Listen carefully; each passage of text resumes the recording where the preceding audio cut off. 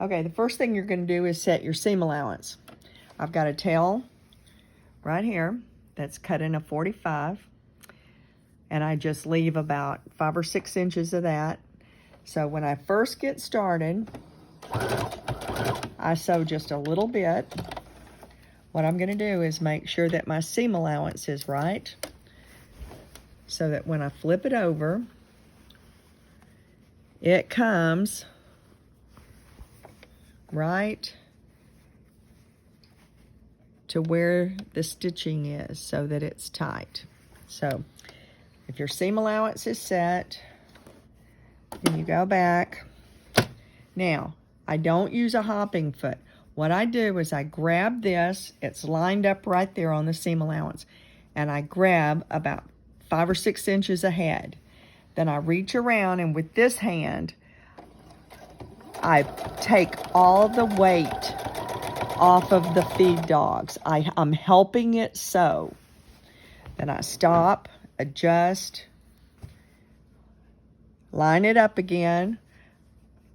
I'm pinching it. I'm pinching the quilt and the binding so that it stays together just like that. And then when I get ready to sew, I grab this and I help it feed right through the stitching. When I'm coming up here to the edge to make my mattered corner, I get a ruler with a 45 degree on it. So I'm going to put the 45 along the bottom and put the corner where this is going to match up right here. So the binding is flat. The corner of the ruler is on the corner of the quilt. Then I'm going to draw a 45 degree line. This is if you can't judge your 45 degree angle. I've got a friction pin, so it will erase. So when I come up here, now I'm just going to stitch to where the stitching seam allowance intersects that 45 degree line. Needle down, turn it, and sew right on that line that you drew off to the edge, and that gives you a perfect 45 off the quilt.